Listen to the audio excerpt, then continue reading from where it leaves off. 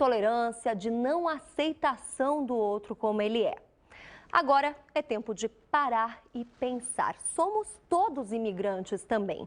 Em algum momento da nossa vida já precisamos de acolhimento e você vai ver na série Travessia, que começa hoje, histórias de imigrantes. O que a gente espera é despertar o respeito pelas diferenças.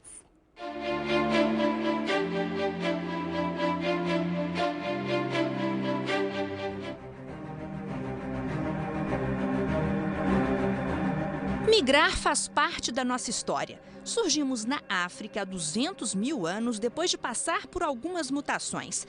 Pelo que se tem notícia, chegamos aqui no continente americano por volta de 20 mil anos antes de Cristo. Faz tempo, hein? Os nativos foram os primeiros imigrantes das Américas. Depois vieram os europeus, escravos, europeus de novo, japoneses. Mas espera aí, isso tudo tá rápido demais. Vamos voltar um pouco e chegar no ponto da história em que o personagem que dá significado ao Natal precisou fazer sua imigração.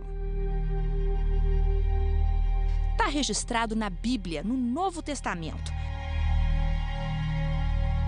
Era uma vez um menino que nasceu em Belém, em Israel. Uma estrela iluminava o caminho dos reis magos que iam adorá-lo.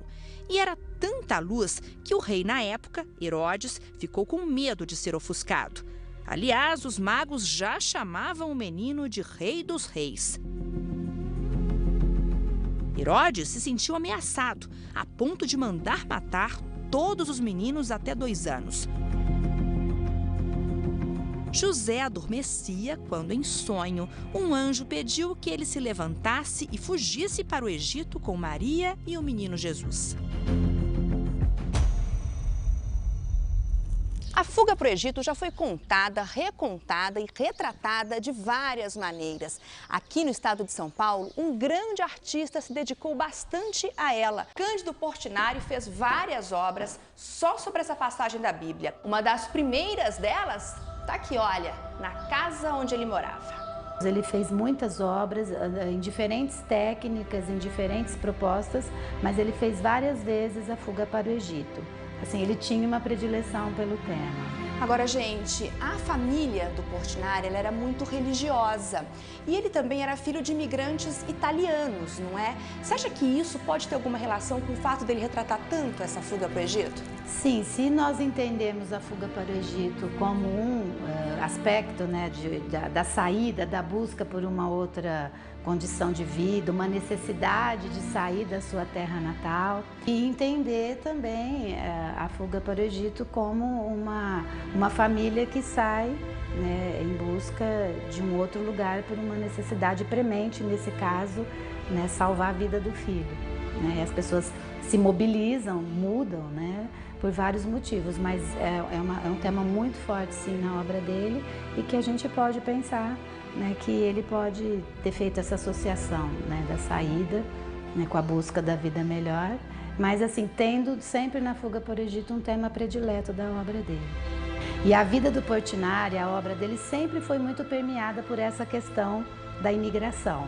Né? Ele sempre reconheceu, né, essa saída da terra natal pelos pais, a vinda para um outro lugar. Então, nesse sentido, a fuga para o Egito a gente pode, sim, entender como também um viés de se pensar a imigração, além da predileção também pelo tema religioso.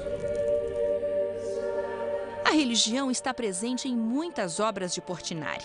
Ele até construiu uma capelinha na casa, especialmente para a avó, e devidamente decorada. Essa casa, na verdade, ela é o retrato e o resumo de todos esses aspectos. A questão da memória cafeeira, a memória ferroviária, a questão da imigração italiana, ele como filho de imigrantes. Então essa casa, ela representa, assim, um pouco de tudo isso, como a própria vida dele resume um pouco de tudo isso. Famílias de imigrantes, como a de Portinari, tiveram uma trajetória semelhante no Brasil. Geralmente vinham com bagagem modesta, às vezes em trouxas, e chegavam em navios lotados. No Museu da Imigração, ficavam entre 3 dias a 1 semana. Recebiam atendimento médico, passavam pela barbearia e lotavam salas à espera de inscrições de emprego.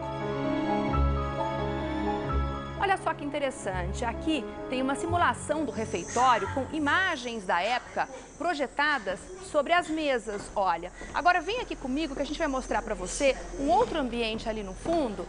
E aqui é uma outra simulação também, só que dessa vez do lugar onde esses imigrantes dormiam. Agora imagina só, depois de tanto tempo de viagem, dividir o quarto com um monte de gente que você não conhece, num lugar novo, sem ter nem ideia do que vem pela frente. O caminho comum era para o interior, em direção à lavoura. Assim, começaram a construir laços, se misturar e se adaptar à nova realidade.